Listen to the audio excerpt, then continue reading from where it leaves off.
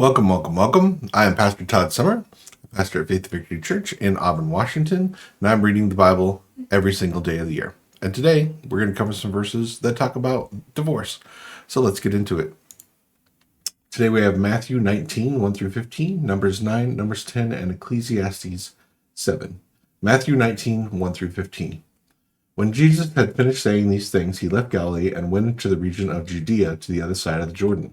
Large crowds followed him, and he healed them there. Some of the Pharisees came to him and to test him. They asked, "Is it lawful for a man to divorce his wife for any and every reason? Haven't you read," he replied, "that at the beginning the Creator made them male and female, and said, 'For this reason a man will leave his father and his mother and unite to his wife, and the two sons will become one flesh. So they are no longer two, but one flesh. Therefore, what God has joined together, let no one separate.' Why then," they asked, "did Moses command that a man give his wife a certificate of divorce and send her away?" Jesus replied, "Moses permitted you to divorce your wives because your hearts were hard. But it was not this way from the beginning. I tell you that anyone who divorces his wife, except for sexual immorality, and marries another woman commits adultery." The disciples said to him, "If this is the situation between a husband and a wife, it is better not to marry." Jesus replied, "Not everyone can accept this word, but only those to whom it has been given.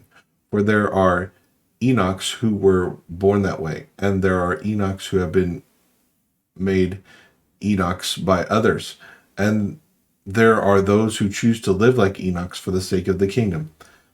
The one who can accept this should accept it." The little children and Jesus. Then people brought the little children to Jesus for him to place his hands on them and pray for them. But the disciples rebuked them. Jesus said, "Let the little children come to me, and do not hinder them, for the kingdom of heaven belongs to such as these."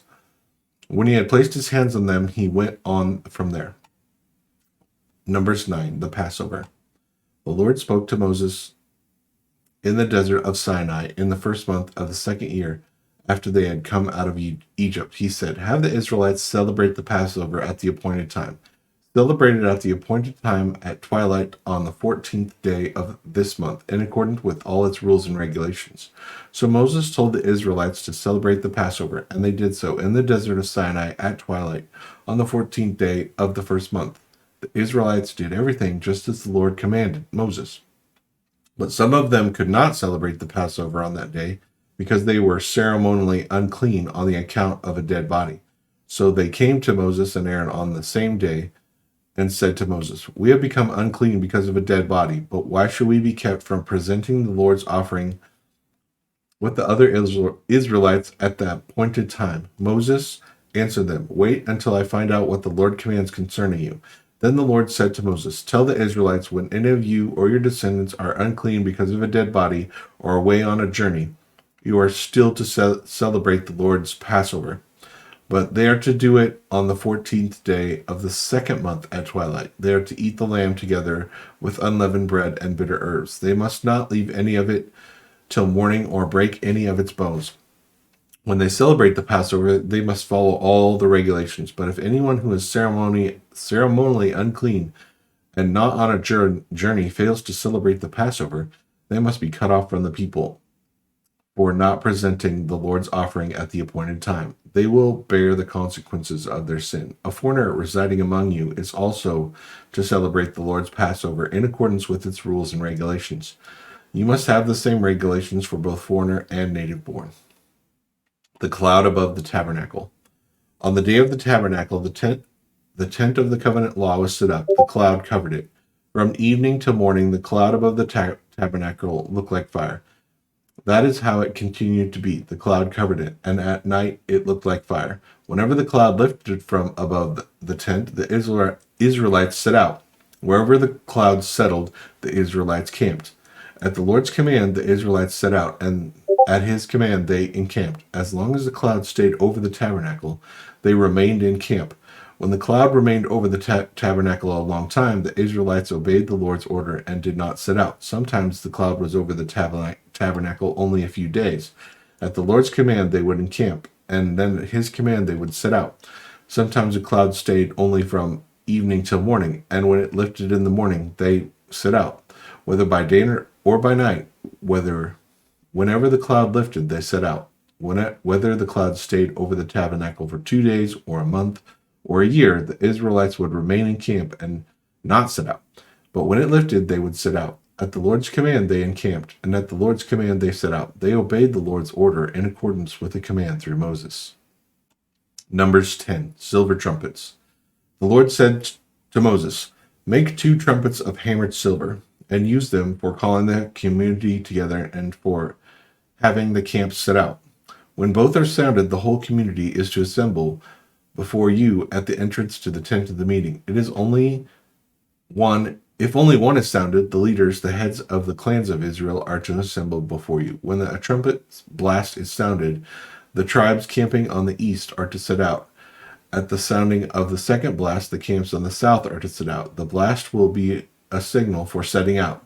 To gather the assembly, blow the trumpets, but not the signal for setting out. The sons of Aaron, the priests, are to blow the trumpets. This is to be a lasting ordinance for you and the generations to come. When you go into battle in your own land against an enemy who is oppressing you, sound a blast on the trumpets. Then you will be remembered by the Lord your God and rescued from your enemies. Also, at your times of rejoicing, your appointed festivals and new moon feasts, you are to sound the trumpet over the burnt offerings and fellowship offerings, and they will be a memorial for you before your God. I am the Lord your God." The Israelites leave Sinai. On the 20th day of the second month of the year, the cloud lifted above the tabernacle of the covenant law. The Israelites set out from the desert of Sinai and traveled from place to place until the cloud came to rest in the desert of Paran. They set out the first time at the Lord's command through Moses. The divisions of the camp of Judah went first under their standard. Nahshon, son of Amminadab, was in command. Nathaniel, son of Zur, was over the division of the tribe of Issachar, and Elab, son of Helon, was over the division of the tribe of Zebulun. Then the tabernacle was taken down, and the Gershonites and the Merarites who carried it set out. The divisions of the camp of Reuben went next, under the standard. Elizur, son of Shedur, was in command. Shelumel, son of Zisharadai, was over the division of the tribe of Simeon, and Elisaph, son of Duel, was over the division of the tribe of Gad. Then the Kohathites set out carrying the holy things. The tabernacle was to be set up before they arrived. The divisions of the camp of Ephraim went next under their standard. Ishalamah, son of Ammihud, was in command. Gamaliel, son of Pedazur, was over the division of the tribe of Manasseh, and Abdan, son of Gideoni, was over the division of the tribe of Benjamin. Finally, as the rear guard for all the units, the divisions of the camp of Dan set out under their standard. Ahiezer, son of Ammishaddai, was in command. Pagiel, son of Okran, was over the division of the tribe of Asher, and Ahari, son of Enan, was over the division of the tribe of Naphtali. This was the order of the march for the Israelite divisions as they set out. Now Moses said to Hobab, son of Reuel, the Midianite, Moses' father-in-law, "We are setting out for the place about which the Lord said, 'I will give it to you.' Come with us, and we will treat you well, for the Lord has promised good things to Israel." He answered, "No, I will not go. I am going back to my own land and my own people." But Moses says, "Please do not leave us. You know where we should camp in the wilderness, and you can be our eyes. If you come with us, we will share with you whatever good things the Lord gives us." So they set out from the mountain of the Lord and traveled for 3 days. The ark of the covenant of the Lord went before them during those 3 days to find the place to rest. The cloud of the Lord was over them by day, and when they set out from the camp, whenever the ark set out, Moses said, "Rise up, Lord. May your enemies be scattered. May your foes flee before you." Whenever it came to rest, he said, "Return, Lord, to the countless thousands of Israel." Ecclesiastes 7. Wisdom. A good name is better than fine perfume, and the day of death better than the day of birth. It's better to go to a house of mourning than go into a house of feasting, for death is the destiny of everyone. The living should take this to heart. Frustration is better than laughter, because a sad face is good for the heart. The heart of the wise is in the house of mourning, but the heart of the fools is in the house of pleasure. It is better to heed the rebuke of a wise person than to listen to the song of fools. Like the crackling of thorns under the pot, so is the laughter of fools. This too is meaningless. Extortion turns the wise person into a fool, and a bribe corrupts the heart. The end of the matter is better than its beginning. Patience is better than pride. Do not be quickly provoked in your spirit, for anger resides in the lap of fools. Do not say, why were the old days better than these? For it is not wise to ask such questions. Wisdom, like an inheritance, is a good thing, and benefits those who see the sun. Wisdom is a shelter as money is a shelter. But the advantage of knowledge is this: wisdom preserves those who have it. Consider what God has done. Who can straighten what has been made crooked? When times are good, be happy. But when times are bad, consider this: God has made the one as well as the other. Therefore, no one can consider anything about their future. In this meaningless life of mine, I have seen both of these things: the righteous perishing in their righteousness, and the wicked living long in their wickedness. Do not be over righteous, neither be over wise. Why destroy yourself? Do not be over wicked, and do not be a fool.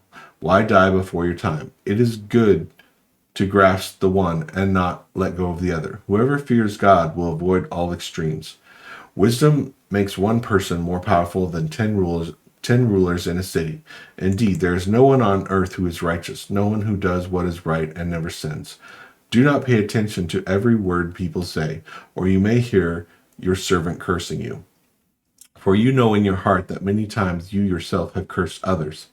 All this is attested by wisdom, and I said, am determined to be wise. But this was beyond me.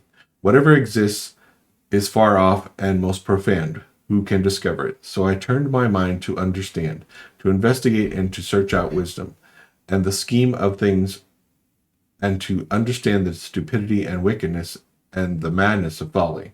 I find it more bitter than death, the woman who is a snare, whose heart is a trap, and whose hands are chains. The man who pleases God will escape her, but the sinner she will ensnare. Look, says the teacher, this is what I have discovered, adding one thing to another to discover the scheme of things. While I was still searching, but not finding, I found one upright man among 1,000, but not one upright woman among them all. This only I have found: God created mankind upright, but they have gone in search of many schemes. Amen, amen.